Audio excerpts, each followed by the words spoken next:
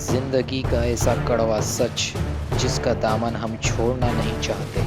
यकीन जानो आप इन्हें समझ लो तो आपकी जिंदगी रंगीन हो जाएगी।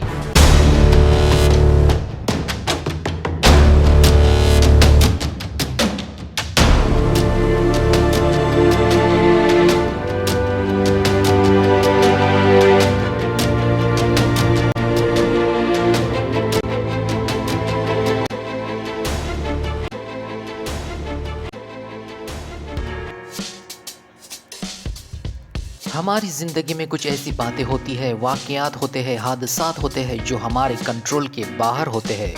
यानी उन चीज़ों को हम वैसा नहीं देखना चाहते मगर वो होती रहती है। इसलिए जो चीज़ें हमारे इख्तियार में नहीं है, महज़ उन बातों को लेकर बैठने से हमारा ही वक्त ज़ाया होता है। तो उन चीज़ों को अपने हाल पर छोड़ दो जिन्हें हम कंट्रोल नहीं कर सकते।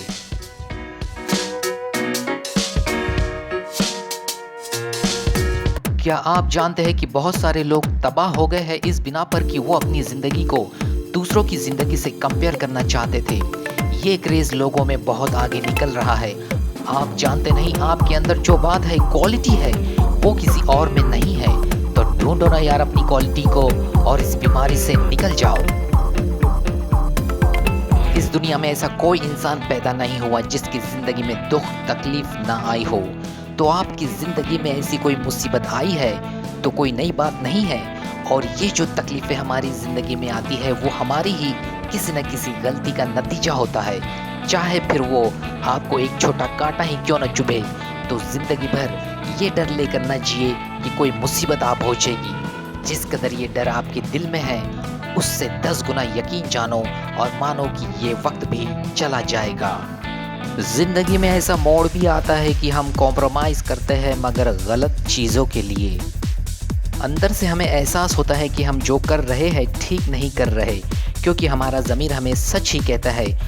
तो जो बात आपको दुरुस्त ना लगे और फिर भी आप वो काम करने के लिए तैयार हो गए हो तो समझ लो कि आपने मुसीबतों को दावत दे दी है। वो आपका सुख चैन ख़राब कर देगी। इसलिए वो चीज़ कभी ना करें जो तुम्हें ठीक ना लगे।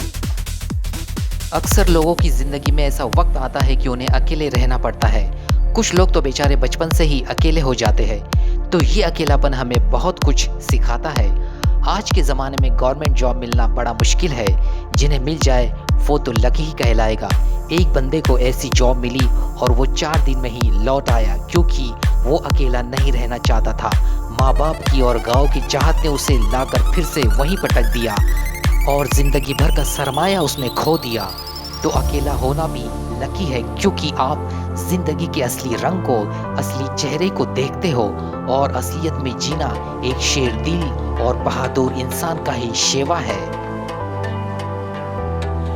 लोगों के पीछे लोगों की बुराइयां करना कि उस शख्स में कितना घटियापन है, तो आप मुझे ये बताइए बात करने वाले में कौन सी क्वालिटी है।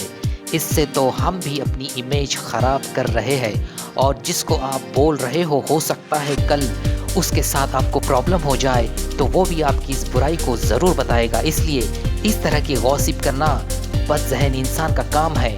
आप लोगों की बुराइयां छुपाइए, खुदा आपकी बुराइयां छुपाएगा।